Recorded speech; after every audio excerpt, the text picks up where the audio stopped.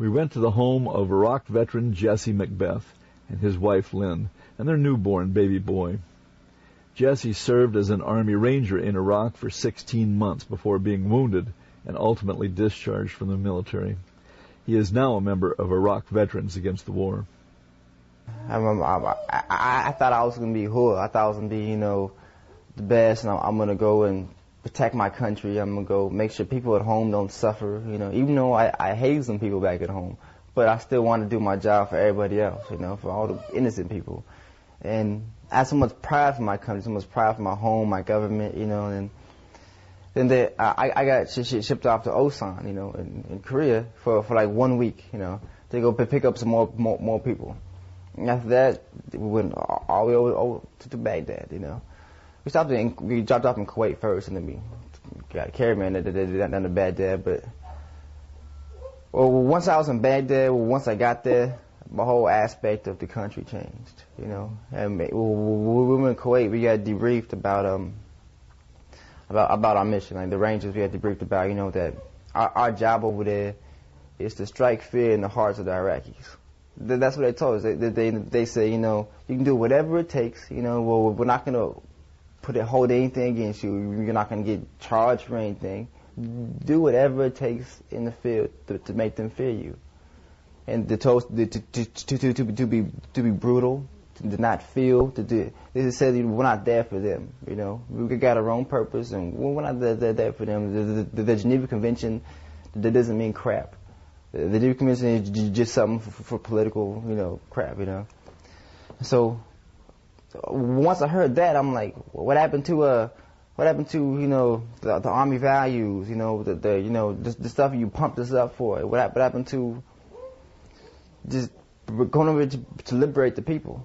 Operation Iraqi Freedom. It's more like Operation Iraqi Slaughter, And so I remember when I first got there, so after the debriefing, they had us go out and clear out the bunkers after the Air Force and bombed the crap out of them.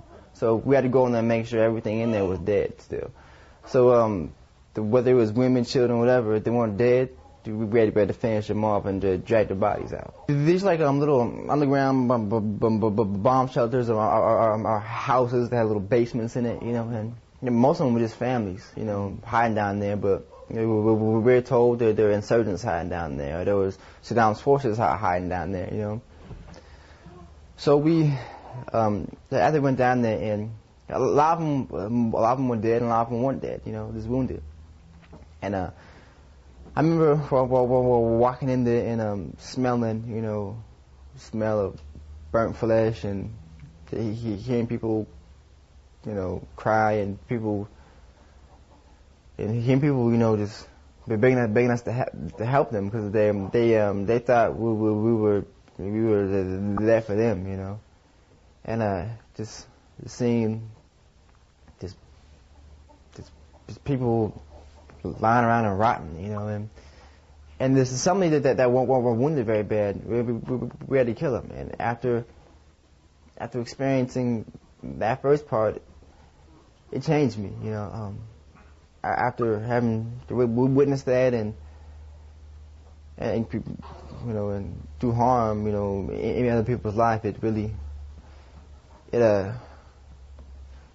feel like I lost a lot of myself. I feel,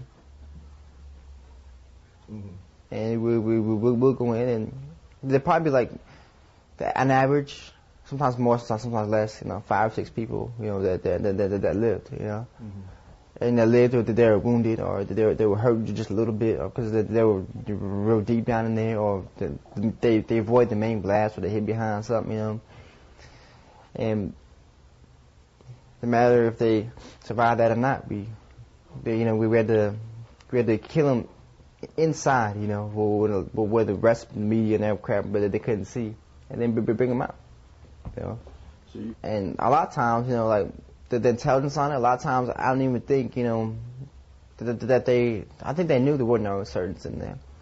And I think they just said that there are insurgents in here, because every time we bombed someplace and the news and blew it up, and And so I think they said that, you know, to get support and to make it look like they were doing the right thing. And it's the Iraqi people. Yeah, the insurgents did a lot of jacked up stuff to the American soldiers, you know. But hey, I'm not saying it's right what they did, but if some people came into America, a huge foreign army, they're doing the crap that we did to them, I'll be just like them, do the same thing back. Because people have the right to fight for their families and for their country, and especially if we're terrorizing someone's country, they have the right to fight back. Mm-hmm. And I don't blame them. I would do the same thing. Mm-hmm. And I've been called a traitor for saying that, and all kinds of stuff. Well, I feel like a traitor to everything the military has taught me for doing what they told me to, and for not speaking out. I feel like I'm betraying my battle boys that died. Mm-hmm. And then after that, man, we would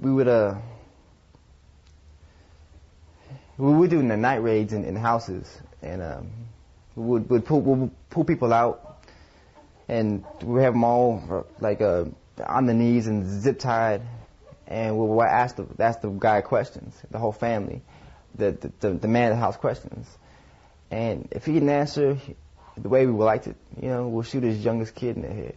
And we'll keep going. That's our interrogation. He could be innocent, you know. He could just be an average Joe just trying to support his family. And if he didn't give us a satisfactory answer, we'd start killing off his family until we told us something. If he didn't know anything, I guess he was SOL, you know. And what sucked, you know, I didn't feel that. I just wanted to do my job. I wanted to be a good ranger, you know. I wanted to lead the way. I felt wrong. I felt disgusted, you know, with myself, because I had to make myself hate them in order to do my job. I had to make myself not think of them as people. To think of them as a target or an enemy, or just try to dehumanize them. And that way I can live with, you know. I still can't, and it's hard for me to deal with it, but now that I'm back home, but that way I can complete my job. If I didn't keep count, but I'll say, you know, by my hand alone, probably almost 200 people, you know, that were taken out by me, and that's just a rough estimate. And a lot of those at close range. A lot of those at close range, you know, like how close? Like from the distance from me to you, I think are closer.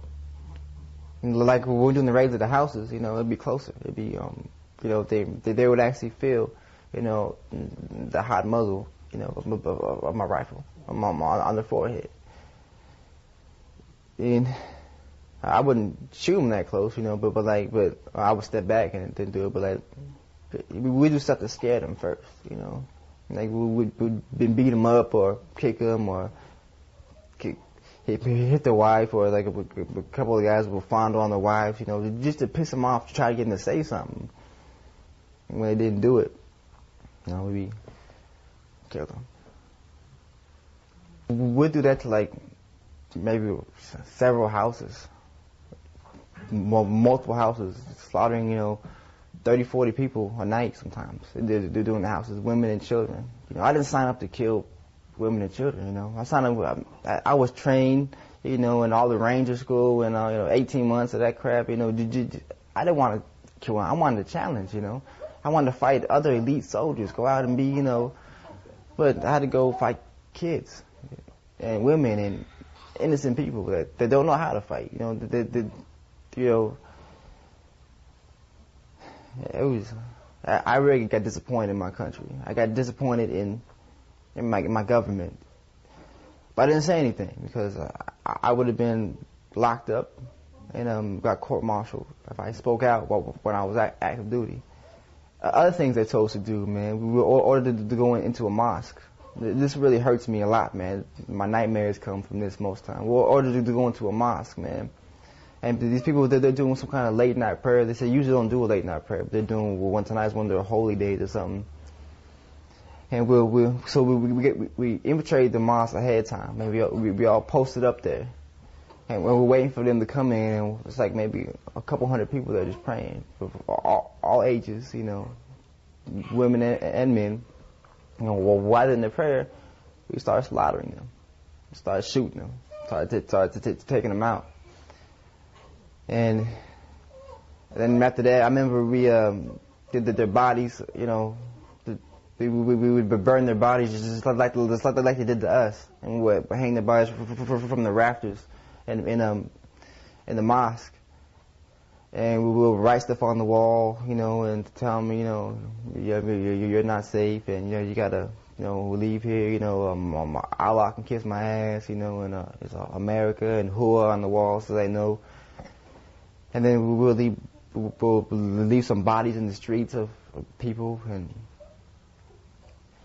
it was just, after a while, it was just sickening, you know, to think that